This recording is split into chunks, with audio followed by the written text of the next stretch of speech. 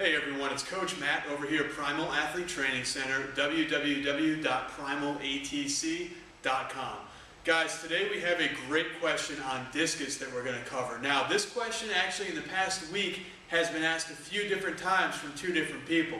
And it has to deal with setting up in the back of the discus circle and driving down the middle of the discus circle, getting yourself in the correct position in the back to ensure that when you drive down the middle of the circle, when you drive down the diameter of the circle, right down that left sector line, that everything's going to be in line, everything's going to look good, you're hitting your high points, and pretty much you're setting yourself up to have a good throw right from the beginning when you're setting yourself up in the back. Now, the trick that I use, in the back of the circle, you don't want to have your legs spread too far apart, and you don't want your legs too narrow.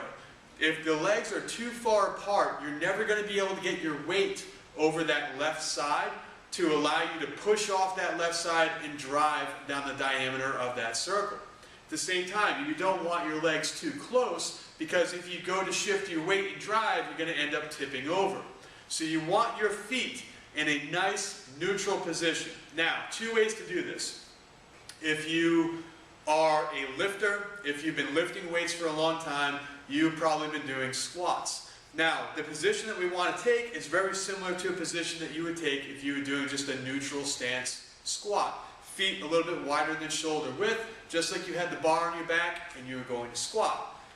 The way I teach people who may not have a lot of lifting experience is I have them jump as high in the air as they can 3 or 4 times in a row. And then right when they're about to jump the 5th time, I'll make them stop. So I'll have them stand right there, and they'll just continuously jump up and down, feet leaving the ground, and then right before their 5th jump, I'll say stop, and have them check where their feet are.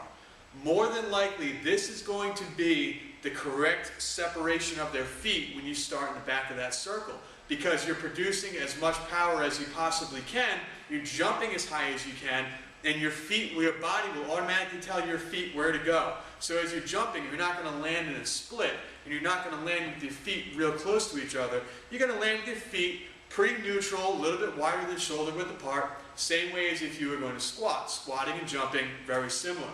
So that's how I start out in the back with my feet.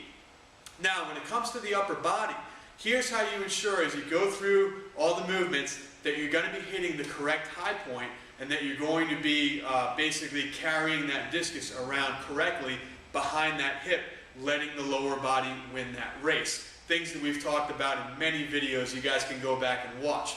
I like to keep the discus at a 90-degree angle, a right angle. Okay, so we want a 90-degree angle right here at the armpit. The arm's not down low, the discus is not up high over the head. We are looking at 90-degree angle. Discus nice and flat. So it's going to be right about the top of the chest, the bottom of the neck, right there. As you come out of the back, we're going to do one wind. So none of this crap where we're going back and forth 100 times and doing crazy figure eights with the disc and everything else. We're going to start with the discus here. We're going to wind over the left, wind over the right, and we're going to keep the left shoulder in the middle of the legs and the discus back behind that right hip. Now, when we get back to this position, when we're coiled all the way up, when we've had all that torque built up here in the midsection, that's when we're going to shift our weight and we're going to get low, left, and long. There is a video that explains how to get low, left, and long, the 3 L's. Then go back and check out that video and the videos previous to that. We actually have a playlist set up so that you can just go right in order and watch the full throw. But that's how you get set up in the back. Get the feet in a nice neutral position. Discus is at a 90-degree angle, so it's not dropping down low. And if you keep that disc at a 90-degree angle behind the hip, you are going to be keeping it, or you're going to set yourself up to have a great throw, because the discus won't be dropping down or won't be going too high, and it will always stay behind that hip as long as your footwork is good throughout that circle. Guys, it's Coach Matt over at Primal. Great question that got asked both on my email and as a comment under our YouTube video. So make sure you guys, if you have questions, you can ask them in a large number of places. As soon as the email comes through, I get it right on my phone or on my laptop at home, and we'll get an answer for you here right away. Question was asked earlier today and earlier this week. So again, we have a quick turnaround time. If you're having an issue in the circle, please go ahead and ask me, and I'll get the answer up here for you on the blog or on YouTube within a day or two. Hope to hear from you soon.